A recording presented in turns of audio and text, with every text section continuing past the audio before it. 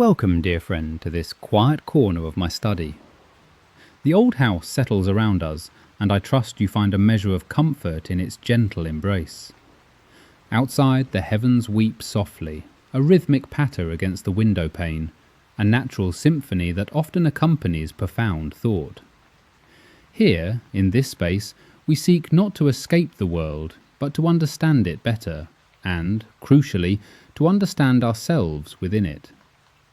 Today I wish to share some reflections on a peculiar human tendency, one that often eludes the comprehension of many: the discernible inclination of intelligent minds towards fewer, yet deeper, social interactions.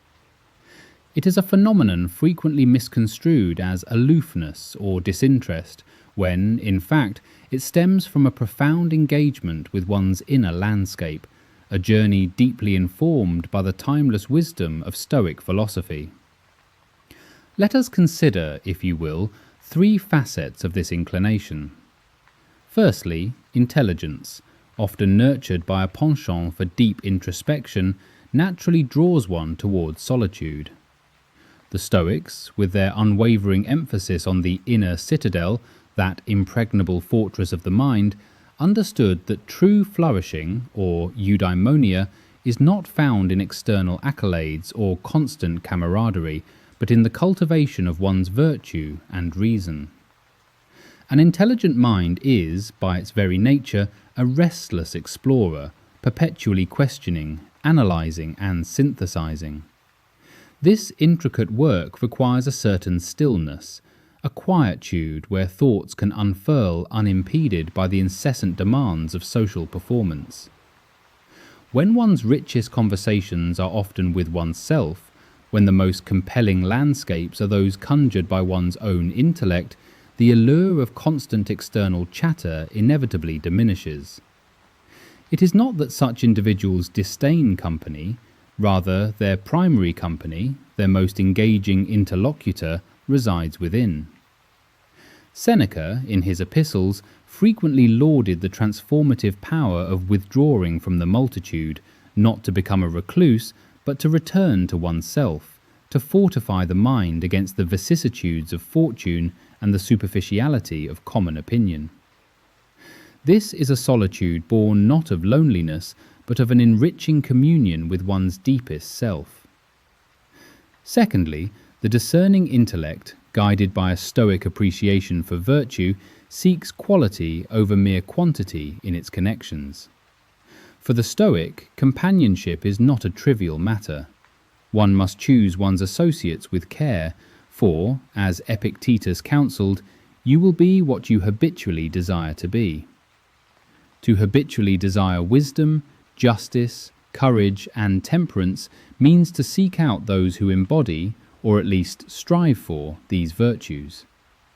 Intelligent people, having often explored complex ideas and wrestled with weighty questions, find superficial social exchanges, the gossip, the fleeting pleasantries, the endless discussion of trivialities, to be profoundly draining.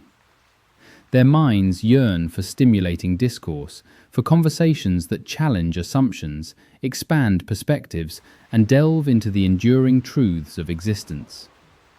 When such depth is rare, the intelligent individual is often content to wait, to observe, to engage only when the prospect of genuine intellectual or emotional resonance presents itself. This is not an act of snobbery, but a practical application of a Stoic principle, conserving one's precious mental energy for what truly enriches the soul, rather than dissipating it on interactions that offer little in the way of true growth or virtue. Their social circle may be smaller, but it is typically forged from bonds of authenticity and shared intellectual curiosity, a profound investment in human connection rather than a broad, shallow scattering of acquaintance. Finally, the intelligent mind, particularly when touched by Stoic discipline, often achieves a profound inner self-sufficiency, diminishing the need for external validation that often drives much social behavior. Marcus Aurelius, in his Meditations, repeatedly returned to the theme of the inner citadel, a mind so well ordered and self-possessed that it remains undisturbed by external events or the opinions of others. When one's sense of worth is derived from within, from the consistent application of reason and virtue, the clamour for social approval or constant external stimulation begins to fade. Intelligent individuals, accustomed to thinking for themselves and forming independent judgments, are less swayed by popular opinion or the fleeting trends of society.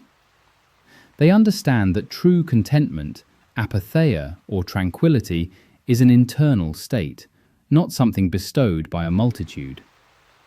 Thus, the intense desire to be constantly surrounded, to chase every social engagement, to fill every silence with external noise, loses its grip. Their peace is not contingent upon the presence of others, but rather cultivated through a steadfast commitment to their own principles and a quiet understanding of what truly matters. This self-reliance is a hallmark of both intelligence and Stoic practice, freeing the individual to choose solitude not as an escape, but as a deliberate path to deeper personal integrity and peace. Now I invite you to remain here for a while. Listen to the rain, breathe deeply, and let these thoughts settle in your heart. Close your eyes if you wish, and allow the gentle sounds and the quiet atmosphere of this study to help you internalize these lessons. The silence is yours.